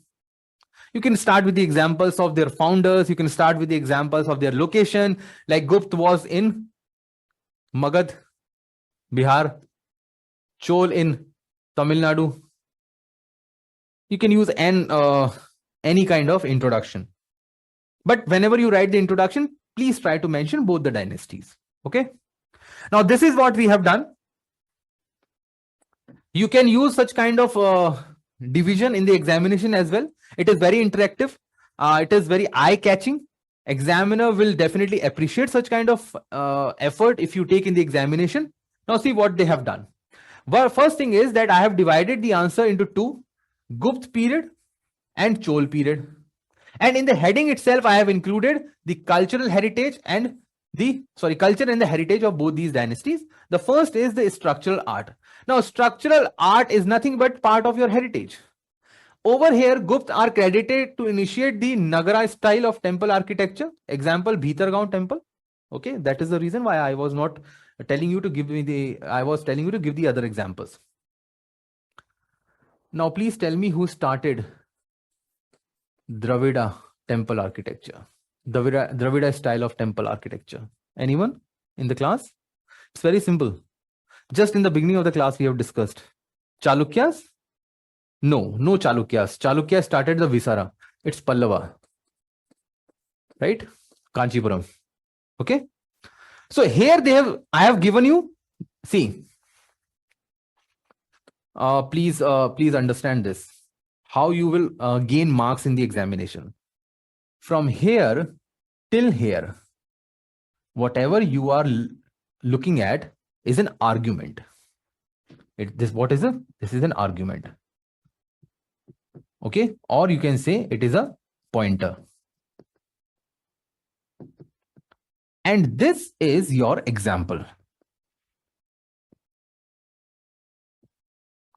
When you give a pointer or an argument that this happened, and then you substantiate it with the example, that is the complete point. Okay. And that is the best way you can write an answer in the examination. It is very hard to give examples for every line. I know it is hard. And the same you can replicate in other papers also. For example, let's say you are talking about GS paper 3, inclusive growth. Okay, I'm going out of the point, but it is important. It will help you to write a good answer.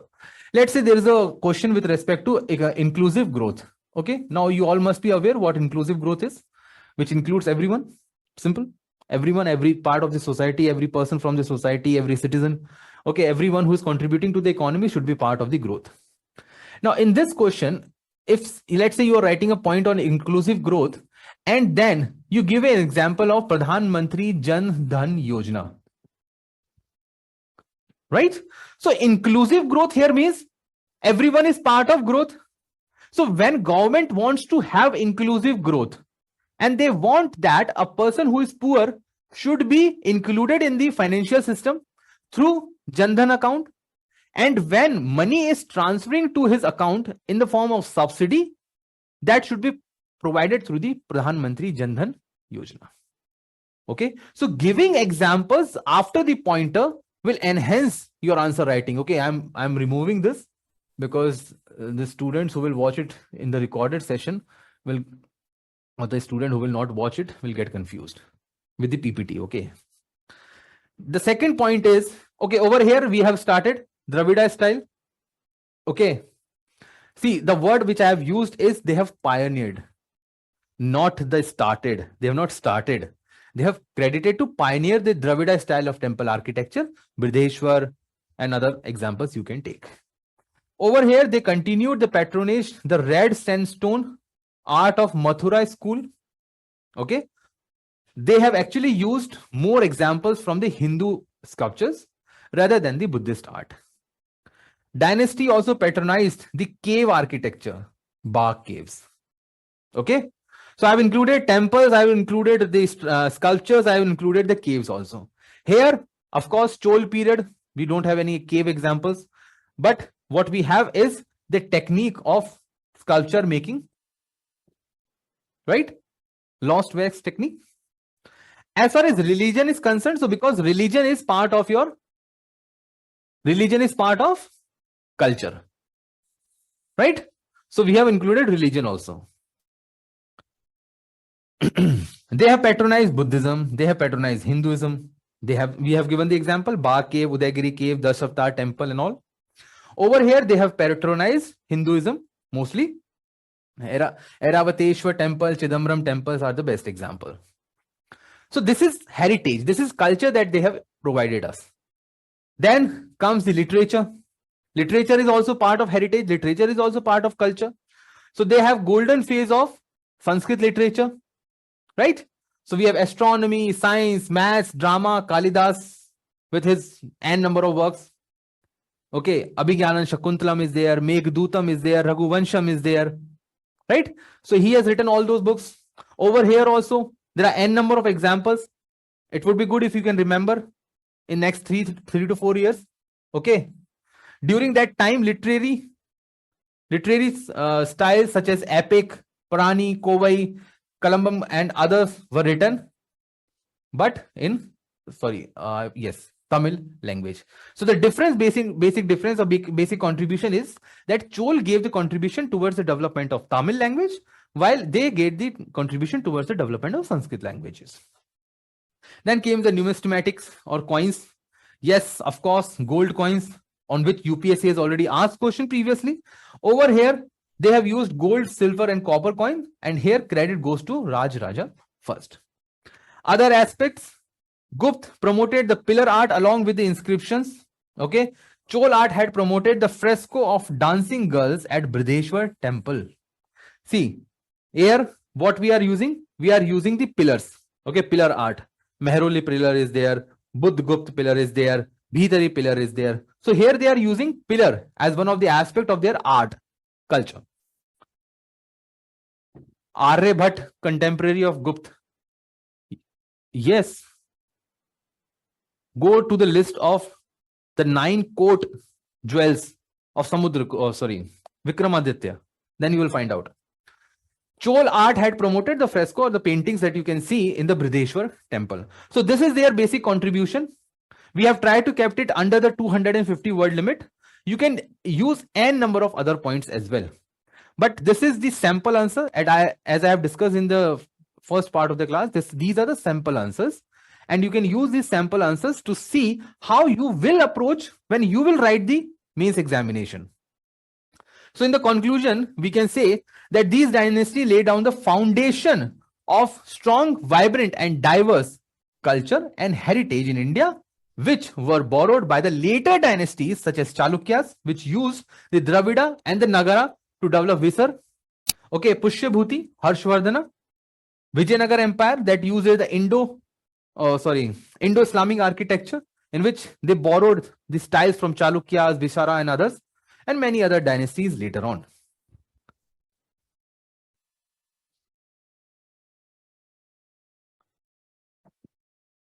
Now let's come to the last question, or the 13th question. Now this question is a surprise from UPSC because of the one point.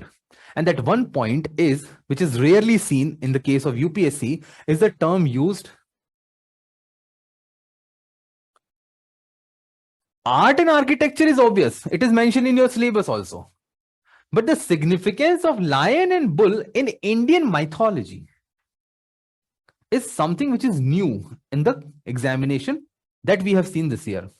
Now, the demand of the question is straightforward. You have to give examples, substantiate with examples, where you find lions and bulls with respect to the mythology, art, and architecture, right? Where you find. For example,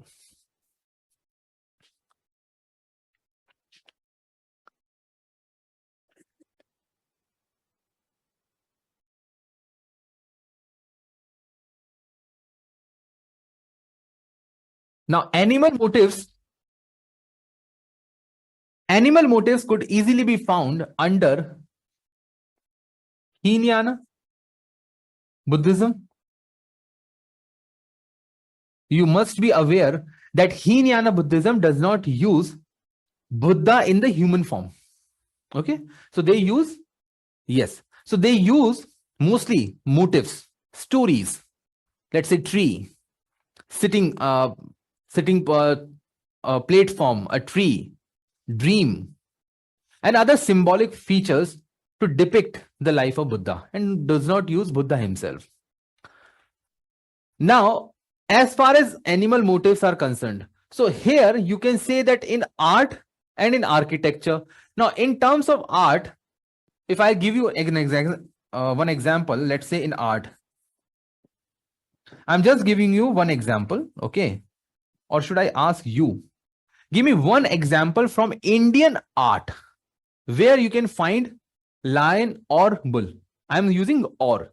Give me one example, lion or bull, and please do not use Ashoka's emblem or Ashoka's pillar. Please don't use that. Give me some other examples of art. Place where you have seen lion, or maybe you have seen bull anywhere in any temple or something. Because see, there is no timeline which is given. You can use the recent examples also. And you know why it was asked? Do you know why this question was asked? You don't know why this question was asked. There was a controversy with respect to lion, the Ashok emblem, the national emblem of India. There was a controversy. Do you remember? And a large size emblem was installed in the new Indian Parliament, and there was a whole lot of controversy surrounding it. Now remember? Right? So this is what something happened, and that is the reason. And Ashok emblem is the one where both lion and bull is used. Now let's come to the example. Give me one example. Perfect. Indus Valley civilization. Okay, now architecture. Where can you find architecture? The place where you have seen lion. Seals, IVC seals, and other architecture. Any temple that comes to your mind? Which temple? Not just temple. Give me example of temple. Bulls outside the temple. Okay. See, actually, lions are there in Dravida temple architecture. Okay. I'll give you the example, don't worry. Now give me the mythology. Now this is which is interesting. One of you have said that Durga in Hinduism, goddess Durga is mostly depicted in some of the places you will find lion, in some of the places you will find tiger. Okay, but that you can use. Okay. In Durga Hinduism, what else? Lion is used as the depiction of Buddha. So Buddha, he belonged to the Shakya clan. Okay. And that Shakya clan actually was represented using lion. Yes, perfect example. Narsimha incarnation. Narsimha incarnation of Lord Vishnu. Perfect. Now, okay, it's easy for you. Even if you write these 5-6 examples along with the statements and arguments, you will get good marks. Now, the core aspect is limit answer to mythology or mythology. Okay. Art and architecture only. Do not venture into economy, society, and other aspects. Okay. Now let's start with the introduction. Start with the use of motif art in the Indian artistic culture. Okay. You can start that why we are using animals. Why do we use animals? They're symbolic. What does lion shows?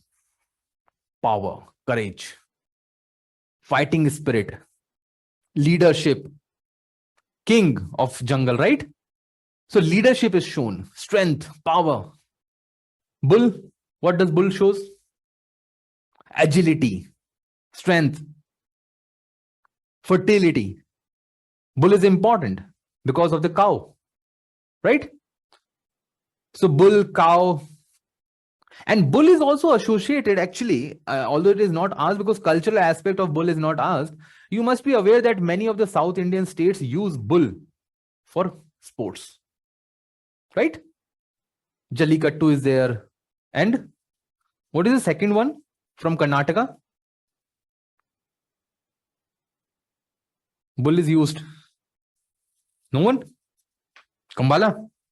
Ambala. Ambala from Punjab. In body, actually, you can divide your answer into 3 portions. See, you can use your own. Now, I'll just give you one example. What you can do is, you can use lion, mythology, okay, art, and architecture. Then you can use the same for bull. Okay, that means you'll get 6 pointers, 3 for each. This is your one style. The second style is you can use mythology, art, and architecture, and then divide them into 2, lion and bull. Okay, you can use both the styles, or sorry, either of the style, and you will get your answer done. Okay. So what we have done with that, we have divided into 3 portions. First, mythology. Second, of course, art. And the third is architecture. Okay. In conclusion, say how these motives have enriched or they have increased the glory of Indian art culture. Now, since the Indus Valley civilization, in the introduction itself, we have told the examiner that, sir and ma'am, we know that India has a culture where motifs are being used since Indus Valley civilization. So right from unicorn, humpless bull, tiger, lion, bull, goat, everything else, every important animal was used back then. Okay, controversy with respect to dog and horse. Okay, Indus Valley civilization shows that it was there. So since Indus Valley civilization, Indian art has highly influenced by the use of animal motifs. Okay, sorry, animal motifs to showcase the mythological stories. See, here we have used the term mythological stories, empires, religious ideas, or just power projections. So what we have done is that we are providing them the objective of why animals were used. Okay. And lions and bulls are one of the oldest and most widely used animal motifs in Indian art. Now, let's see what we can see. What examples do we have with respect to mythology or mythology? First, Hindu mythology. Why? Where it is used? Narsimha avatar. The same that, can we use Panchatantra as an example? Panchatantra example, actually, first of all, it is not related to mythology. Okay, written by Vishnu Sharma. They are not mythological stories. Secondly, it is not part of architecture. Third, it is not part of art. So unfortunately, Panchatantra will not completely suit here. Okay. Then we have, of course, goddess Durga, at many places shown as using lion as a consortium. Then we have under Buddhism, Gautam Buddha was shown as symbolically as lion because he belonged to the Sakya clan, right? Third, the concept of Yali or Yali in Indian mythology. Yali is something, you can say, a hybrid animal. Okay, lion on one side, other body part shows the aspect of other animals as well. And then Lord Shiva is used along with Nandi. See, this is something which has come as a surprise from UPSC because religion is not something which is entertained by UPSC. But this year, they have used religion as one of the argument in their answer. If you can recall any other examples, you can definitely quote over here. Okay. Now coming to the art. So the first art is your sculpture art or the pillar art. Of course, lion atop the pillars, Ashokan pillars, right? In Jain, see, first we have used the examples of Buddhism and modern. The second is Jain. In Jain art, Tirthankar Mahavira is represented as lion and Rishabhnath is represented as bull. Now, this is something which every student doesn't know. Okay, this is a rare information and you will not easily find it. Okay, so don't get disheartened that such extreme information, where should we find that? If you cannot write this statement, if you cannot write this answer or this second pointer, that's okay. Don't get disheartened, okay? And even in Indus Valley civilization, the art shows that terracotta was used to show bull and other animals. Now coming to the architecture, of course, lion fighting humans can be seen in the Khajuraho temples.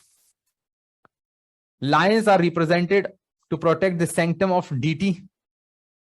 For example, Kailashnath temple in Kanchipuram, in which, if this is the temple, let's say this is a square temple, on these sides you will find lions who are facing outside. They're protecting the sanctum in which deity or the idol of deity is kept. Bull is used as a part of Hampi structures around the Shiva temple. So both, I think one of you have already mentioned in the chat box that near Shiva temple or Shiva temple, you'll find Nandi, bull. That's okay. You can write that. And the last example that we have used is that bull is also represented as a power. There are fighting scenes of bull with elephant. For example, Erateshwar temple in Tamil Nadu. Now, the point is, this is a very limited information. And in the examination, instead of writing something wrong, you should avoid writing. Okay. If you cannot recall these 10 or 12 points, write 6, 7 points, whatever comes to your mind and which is relevant to the answer. All right. Now let's come to the conclusion. The representation of animal motifs through art and architecture has enriched the cultural aspect of Indian society and carried the legacy of such art through various dynasties. It is a very generic question, a very generic statement, but it tells the examiner that because of these art forms, these animal motifs that we have used, it has enriched the society, right? So still what we do, there is this respect given to lion and bull. The respect is so high that we are not domesticating these animals. We respect them. Okay, we don't domesticate lions. Okay, got the point? So that's how we have discussed the 6 questions that were the questions which were asked in this year's UPSC mains examination. Okay, so if you have any queries, anything else, I'll just jot down my email ID. I've actually given it previously also. Okay, so okay, let me use this smaller one.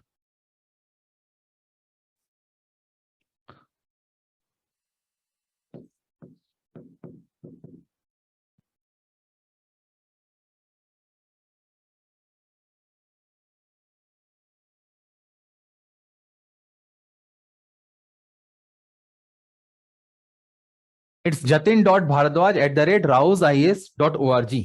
You can mail me if you have any query with respect to history, prelims, mains, strategy, discussion, study material, whatever you feel like, anywhere you find problems. If you are in Delhi, you can definitely come to Rouse IS Study Circle in Karol Bagh Center. Okay, and you can personally meet me or the other faculty for this matter. If you have any query, definitely you can stay here. You can ask question with respect to that, or we will conclude the class. You can raise your hand and you can ask your questions.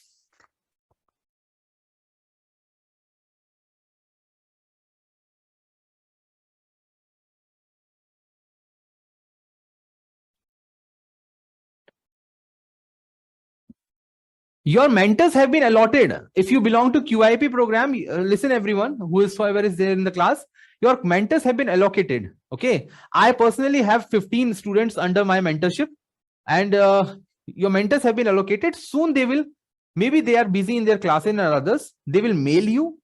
Okay, they will text message you, or maybe they will send you the WhatsApp message. Don't worry, you will get them soon. Okay, they will contact you soon.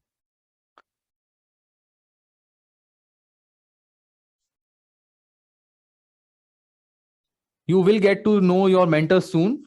Depends on actually the faculty they are taking the classes regularly, because in Rouse IS mentors are faculties only. Okay, we are not hiring somebody from outside to mentor you. Okay,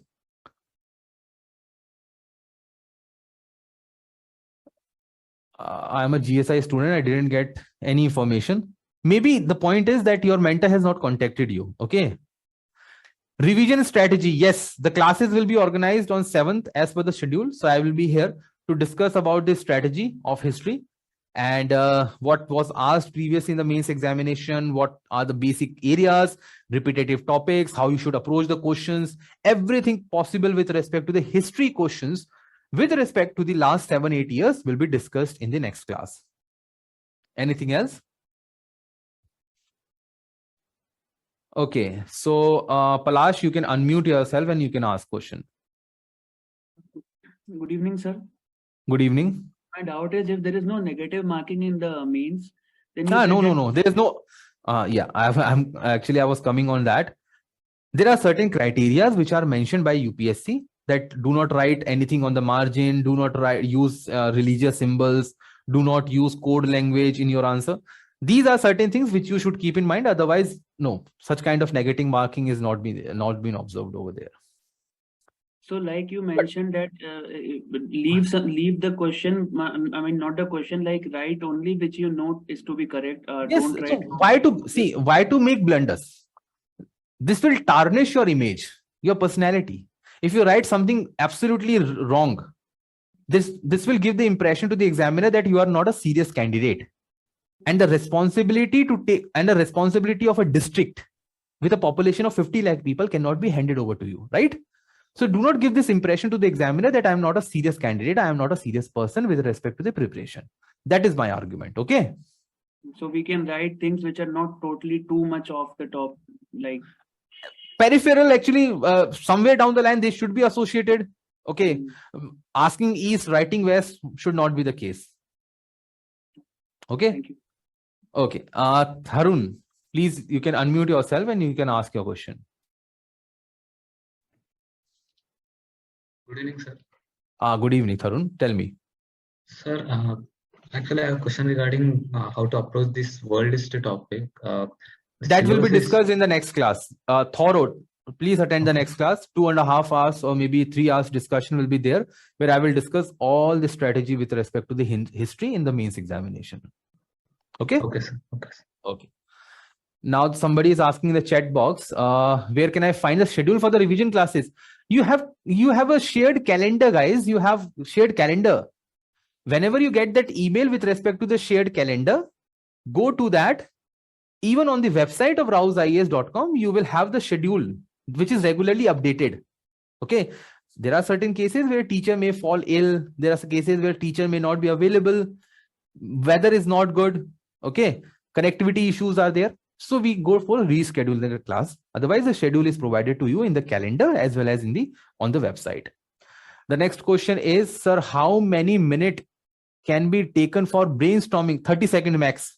And you will start from 2 to 3 minutes initially. That is obvious as a human. If you are a human, yes, it's obvious. You will take 2 to 3 minutes in initial part of your preparation. But gradually, after writing hundreds of answers, 30 seconds would be the max you will take to write and analyze the entire question. Okay.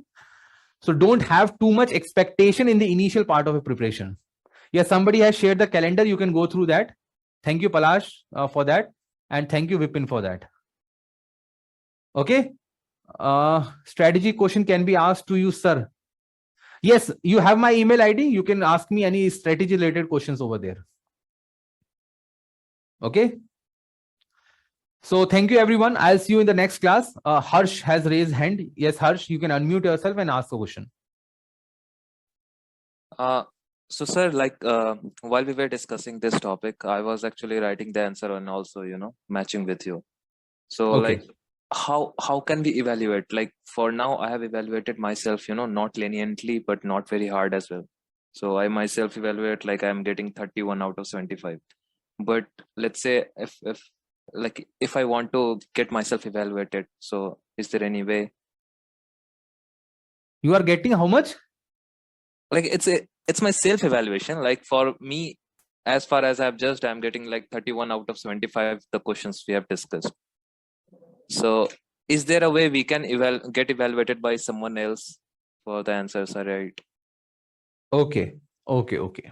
See, there are 2-3 channels through which you can actually get this facility. The first one is the weekly answer writing. So what we do in weekly answer writing is that we post a question on DNS every Thursday. Okay. And in that question, we actually provide one theme. The theme which was discussed previously in the DNS itself. So you'll get the study material, the entire discussion. You can go through the question and you can write the answer to that question. Take your time, scan your answer through your mobile camera or whatever, and upload it on the platform. That answer will directly go to the evaluator. And these evaluators are habitual of solving n number of answers. They are very well equipped. They have experience in going through the answers of any type. This is your first channel, and they will get it. You will get the feedback also. The second channel is through test series. So you can go through the test series, you can write the test, thematic test, and get it evaluated by the respective team. The third is that you can write some answers and you can approach the Rouse IAS directly. Okay. But that facility is very rare because see, everyone is busy out there and they will only entertain you once or twice. Okay. So that is what you can do. You can write like 4-5 answers of each subject and you can approach the respective evaluator or the MTS head and you can talk to them. So these are the 3 channels through what you can get. Okay. Got the answer? I hope you. Okay. In the chat box. So thank you, everyone. It was nice interacting you all. I'll see you in the next class. Okay.